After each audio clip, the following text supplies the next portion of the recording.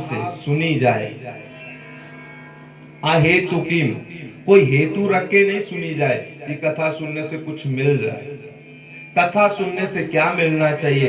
बोला केवल और केवल आत्मशुद्धि होनी चाहिए।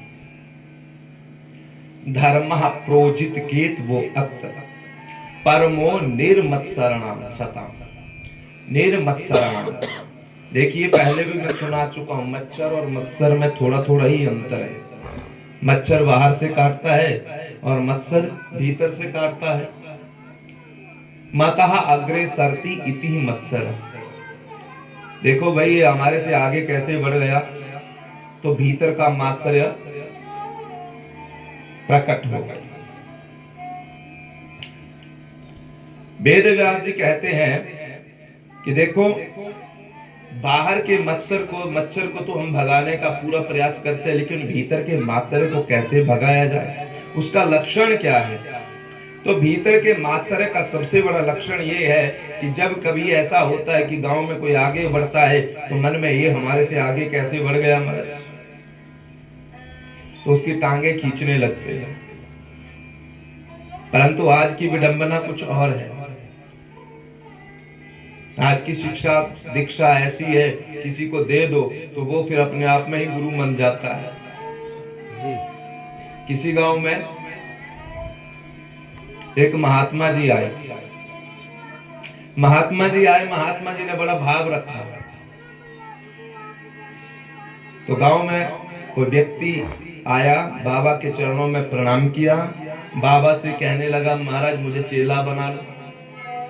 बाबा बोले हम चेला वेला नहीं बनाते। बाबा ने मना कर दी, चेला बार बार चरणों में गिर पड़ा, नहीं महाराज चेला तो बनाना पड़ेगा। बाबा बोला चलो बना लेते, बना लिया। अब कुछ सुनाओ, कुछ ज्ञान की बात बताओ, कुछ ज्ञान दो। बाबा ने बोला क्या सुनना चाहते हो, रामायण सुनाऊं? बोला नहीं, रामायण तो हर कोई सुनाता है, कोई इससे कुछ ऊंचा हो जाए, कोई और ऊंची बात। बाबा बोले फिर भागवत चले? बोला नहीं, भागवत भी जन जन में रहती है, कोई और कुछ और विशेष हो जो सबसे अलग हो। बाबा मन ही मन सोचने लगे ये चेला नहीं अभी तो गुरु ही मिला। ये बात जब सुनी बाबा बोले तो फिर बोला गीता सुनाओ। बोला हाँ ये कुछ चल पड़े कुछ हद तक। बाबा बोले चलो कुछ तो बोला। अब सुनाने की बात आई तो बाबा ने बड़ा सुंदर बोला कि महाराज आज केवल हम महात्म्य ही सुनाएंगे, इससे ज्यादा हम नहीं सुना पाएंगे।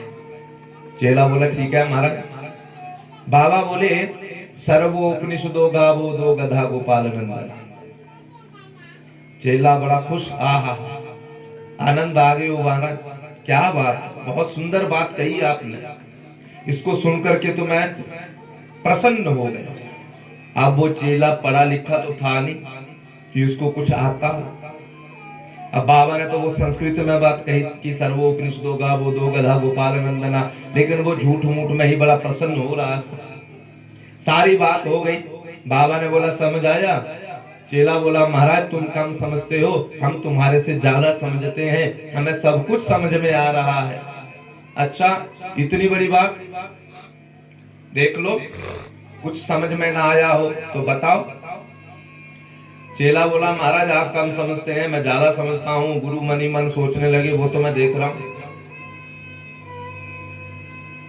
बोले महाराज बाकी तो सब कुछ समझ में आया, लेकिन एक बात समझ में नहीं आई। अब बाबा बोले कौन सी बात समझ में नहीं आई? बोले महाराज सब समझ में आया, लेकिन ये दो गधा कौन थे? बाबा परेशान होकर के माथा पीटने लगे। बोला एक तुम और दूसरे हम।